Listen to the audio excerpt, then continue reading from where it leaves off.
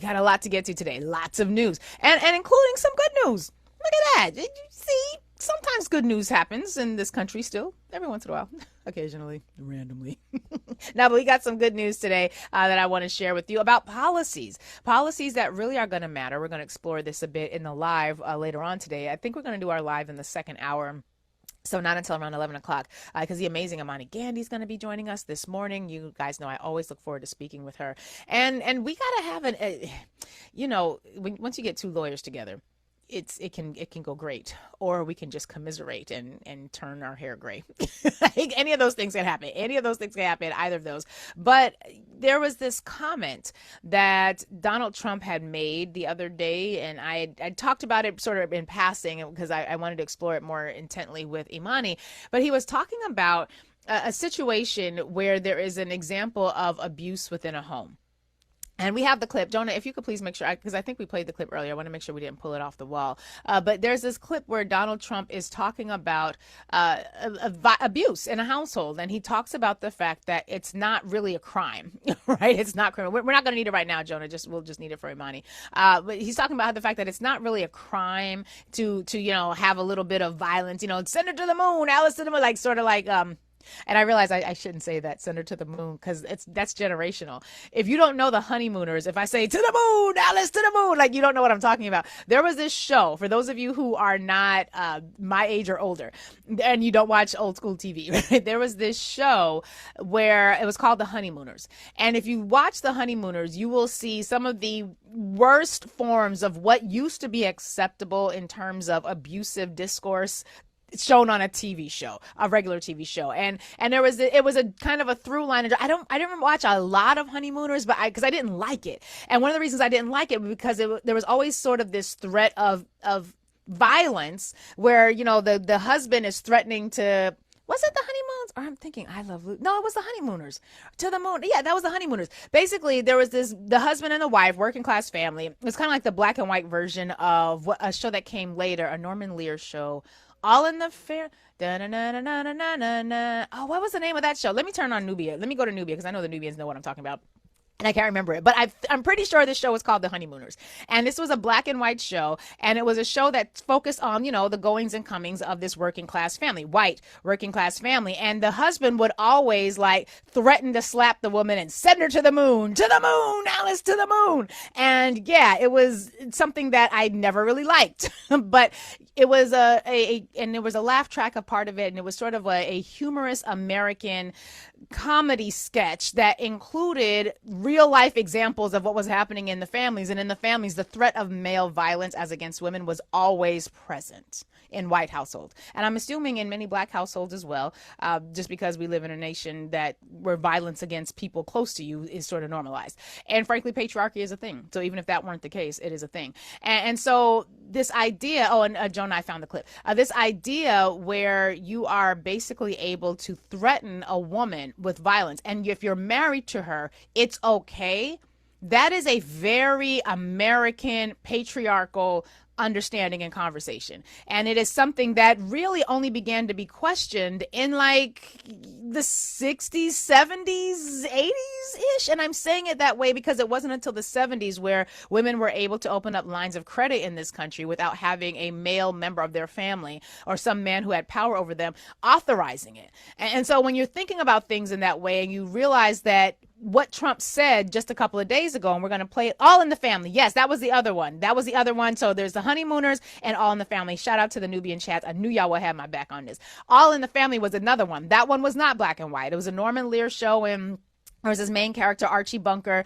And Archie Bunker was what was different about All in the Family was that, and I'm really drawing from memory right now, and this was not where I planned on going in this conversation today, but now it matters for the purpose of the conversation. And All in the Family, you similarly had this white working class family, and there were other characters from other communities that would sometimes make an appearance. But even in All in the Family, the idea that somebody could smack a woman around, just to give her the what for, that was a very common thing, and it got laugh tracks. It got laugh tracks. And so none of these shows will go over well right now, but Donald Trump is definitely from that era. And a couple of days ago, he made this comment, and Jonah, that's the one I just dropped into the chat. Don't play it now, but just hold it for a second in case it's not on the wall. Bang, zoom, Alice. Right. So I'm seeing the comments now. You guys remember the honeymooners, Ralph and Alice Cramden. Thank you all. Yes. And so this idea of threatening to smack a woman around a little bit, that has been up until recently a solid punchline in American sitcoms and in American media and in American households. It was only very recently that it became a crime to rape your spouse.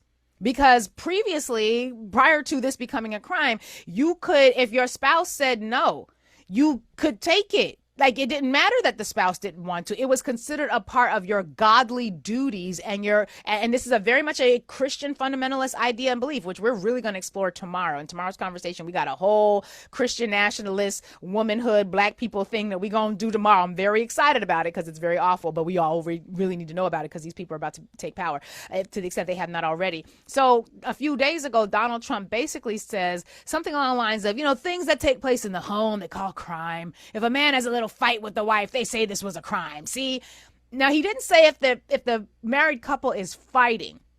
He didn't say if they were arguing. He says if the man, listen to the language, has a little fight with the wife, right? Now, keep in mind, Donald Trump is the same person who during his divorce from one of his first divorces, I think it was Ivana, I don't know if that was Ivana's mama. I don't pay much attention to that family beyond, the crime that they're doing. But as part of the divorce papers, there were allegations that Donald Trump had engaged in very violent, assaultive behavior as a part of their marital relationship. And I'm going to save this conversation for after the moment of gratitude, because obviously we're going to start with the moment of gratitude, because I know a lot of y'all got your kids in the car, especially on the West Coast, those of you who are driving to school. We're going to save this conversation for after the moment of gratitude. But it's important that we have this discussion, and I'm hoping that Imani Gandhi will help us to tease this out, because what Donald Trump is saying is basically that sort of violence within the household, which we now properly call domestic abuse, right? Which we now properly call criminal abuse. It is now a crime to assault your spouse, to sexually violate and assault your spouse. Marital rape is a thing. It is a crime. He don't believe in that. He don't believe in that. And so when he don't believe in it, and then you got preachers like Joel Webbin talking about how, the man is the head of the house. And you've got young people like Braden, whatever his name is. We're going to hear a clip from him tomorrow. Young boys talk like 19, 20, 21 year early 20s looking young boys talking about how women have been tricked into thinking that they can be independent of men. And they have been tricked into thinking that they don't need men in the household to dominate them. This is a through line that crosses generations. And it is a fundamental part of the white nationalist movement right now. So it's going to have a really negative impact on our rights, because these people, what we are very clear about is they are very good at taking their personal animus, their personal hatreds, their personal inferiorities and feelings of failure, and projecting them outwards and creating policy around them. So we got a lot to figure out and to walk through and to talk through, because our community is also susceptible to this sort of programming. Our community is also susceptible to this sort of messaging. And what we ain't finna do is have a bunch of young boys and girls thinking that sending her to the moon, Lakeisha to the moon. What we ain't doing is that. We not. And so we're seeing a real divergence in some very interesting ways. Divergence, and by that I mean we're seeing the know-nothing, knuckle-dragging Neanderthal types sort of proactively create this world where they're acting very much like the Fragile Whites. Very much like the Fragile Whites. For those of you who know the story of the Fragile Whites, they are cordoning themselves off. They are separating themselves. They're divorcing from their international relations and friendships. They're abandoning their relationships. They're doing everything that we say in the moment of gratitude you're not supposed to do with your relationships and community. And we have an opportunity to choose. Are we going to go with them into their white nationalist isolationist bubble, or are we going to make sure that we are preparing our people, our communities, to not only say that is stupid as fuck and we are never going to allow those sorts of ideas to ever become part of how we operate, and are we also going to then take steps to insulate our community from the evil awfulness of that way of thinking? Are we going to insulate our community from adopting those behaviors and those forms of analyses? Because the same way that people got red pilled in MAGA world, a whole lot of black people got red pilled too. And a lot of you right now are regretting your votes. Well, there's that. So I'm looking forward to the conversation with Imani Gandhi. And then we got a lot of things to unpack in terms of news because, like I said, in our second hour, we have a litany of things that Republicans hate. We now know that Republicans hate hospitals. They hate farmers. They hate candy. They hate a lot of things. They hate work. They hate if they're not in control of it. And so we're going to look at all the things that they hate because they just created policies around it. And there's news around all of those policies in some interesting ways, some of which make me laugh. And I will continue to laugh. And I don't know about y'all, but I'm finding it easier to laugh at people who are dumb.